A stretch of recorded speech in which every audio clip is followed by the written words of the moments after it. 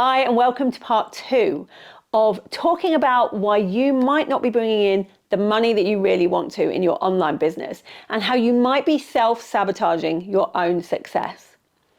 I'm Lisa Johnson. I'm a business strategist that helps entrepreneurs make more money and have more success in their online business.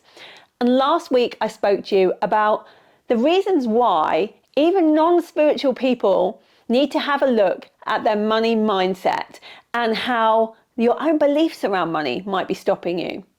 We talked last time about your money story, what you may remember about money that may be having a huge effect in your subconscious and actually stopping you from making money and putting in the effort that you need to make as an entrepreneur to make that money now. We talked about how your beliefs around money, things that you might not even realize are in your subconscious, are stopping you from making that money. And how you can do some small things to start looking at the patterns that you may have from childhood or from adulthood that might be stopping you. Today, what I want to talk to you about is what practical things you can do to stop this happening, because it's all well and good. Same happened to me. It's all well and good knowing these things. I kind of became really self-aware very quickly when I started my business and realized that actually I probably was stopping myself making money.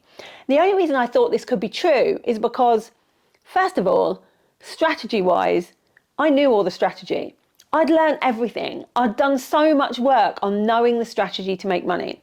Secondly, I'd been started at the same time as other people had started online, and yet they were making a lot more money than I was, a lot quicker. And yet I was doing the same kind of things, or so I thought. Actually, I was holding myself back from doing a lot of the things. A good example of this is I thought I was doing a lot of personal outreach to get myself more visible. But actually, when I spoke to other people, they were sending out 5 to 10 pitches to newspapers, to magazines, to TV shows a day. And I was saying, I'm really trying hard with PR. But actually, if you looked at what I was physically doing, I was probably sending out 1 PR pitch a month. It was nowhere near the effort I could do if I absolutely knew I couldn't fail. So think about it. If you knew you couldn't fail and you knew the money was definitely going to come in if you did the actions you needed to do, what actions would you take today that you haven't been taking? They're probably the things that your money mindset is stopping you from doing.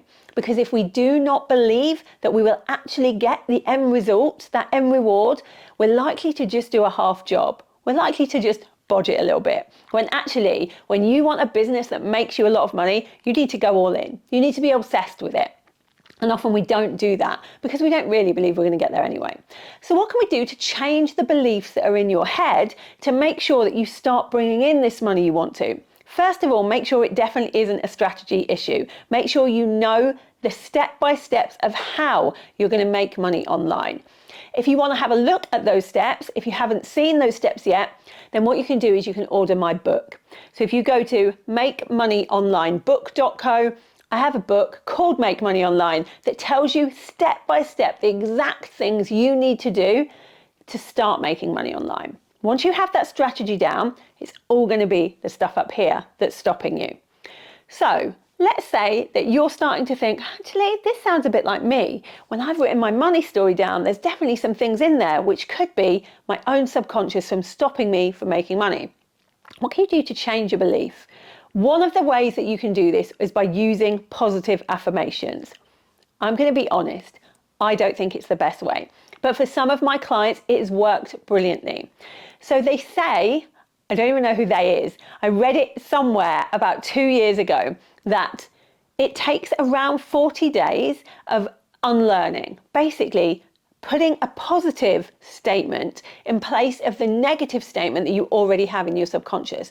You have to read and reread that statement so that it goes into your head, or listen to it if that's easier for you, every single day for 40 days.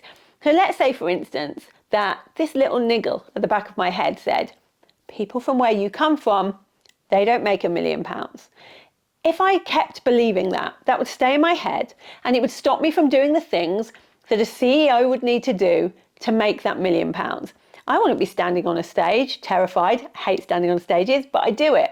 But I wouldn't do it if I knew that it was going to make me uncomfortable for no reason, because I didn't believe I could make the £1 million. It was only when I believed that that would help me to get there, I started doing it and got over my fear somewhat.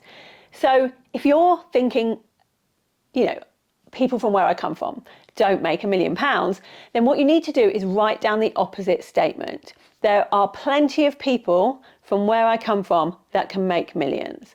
Or if you believe that, this is one that we hear all the time, people who are a size, insert figure here, mine was always people who are a size 16 to 18 can't become really successful, because I had a subconscious feeling that to make money, you had to be thinner.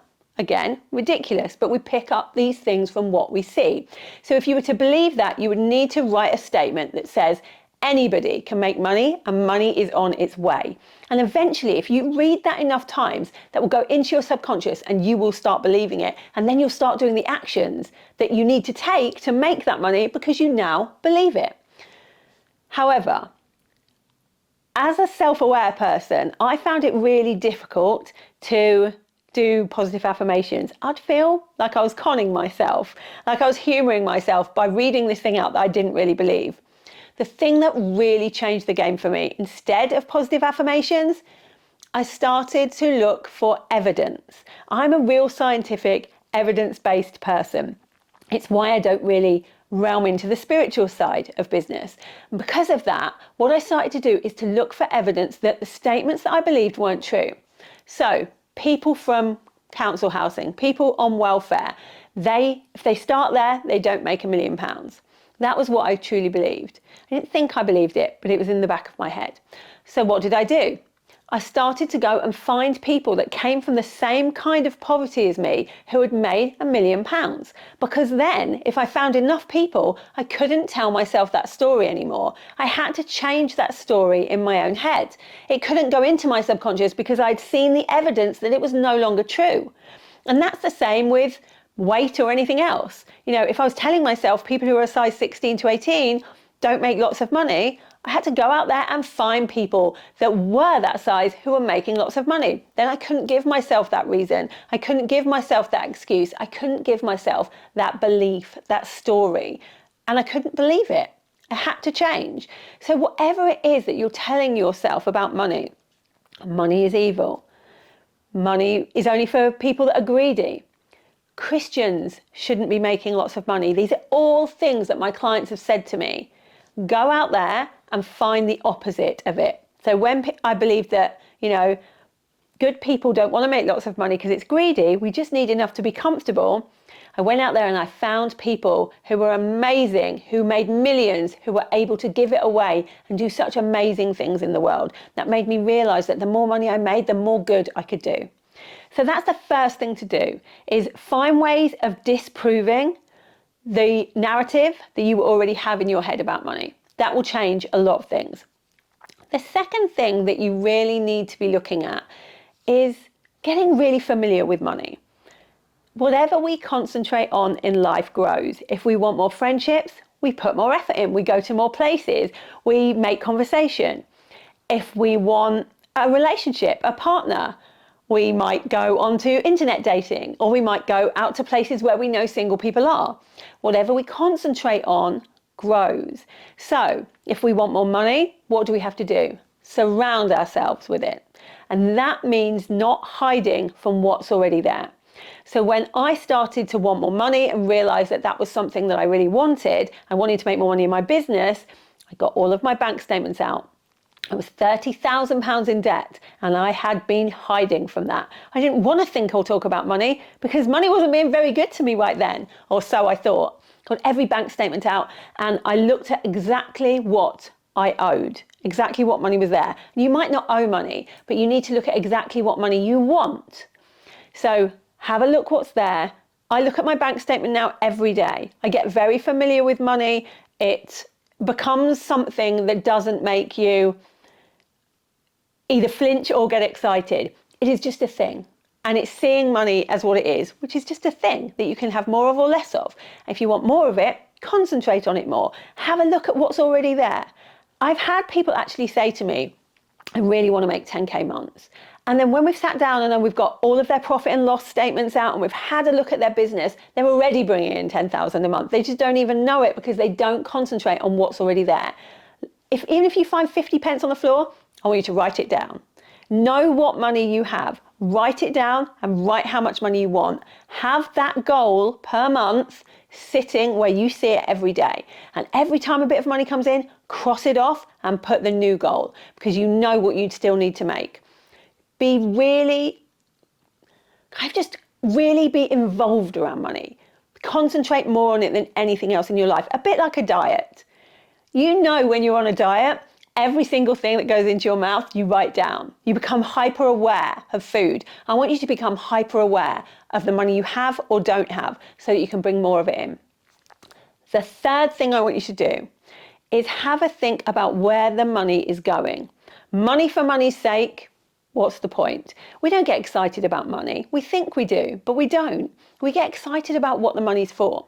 So when I have a client that comes to me and says, I want to make more money, and I say, what's it for? And they're like, oh, I don't know. I know they're never going to be able to make that money because we need to know where it's going. It has to have a purpose. What is the money for? We're only going to go out there and do the actions and strive to be better if we know that money is going on something that we're really excited about, which is why it's hard to get excited when you know the money is going to pay off debt. So when I started, half of my money went to pay off debt, half I was allowed to spend frivolously as it grew. And that worked because I was really excited about the things that I wanted to buy. I made a list in my first year of business of all the things I really wanted. When my coach told me to do this, I humoured her.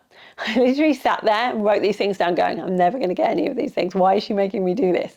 But actually, after the first year, I ticked off every single thing on that list, including, first class flights to Las Vegas, including a whole new wardrobe of clothes, including being able to let my husband quit his job to come and work for me. Those kind of things you have to write down because if I didn't know where the money was going, I wouldn't be excited. When the first £50 came in and I had written down new makeup, I was able to cross it off and go and buy the new makeup. I was already one in. So then when the next lot of money came in, I was like, I only need another £50 to be able to do this next thing. And it went up and up and up because when you're excited about money and you know where it's going, you're more likely to put the effort in to do the things that are uncomfortable that you might need to do in business that make you feel a bit scared. You need to be able to do those things, and this will help you do it. If you do those three things, it will change things for you around the whole money mindset issue. If you really believe that your own mindset and your own beliefs around money and whether you can earn it or not are stopping you from doing it, take action. Start looking at ways to prove to yourself that the things you believe aren't true.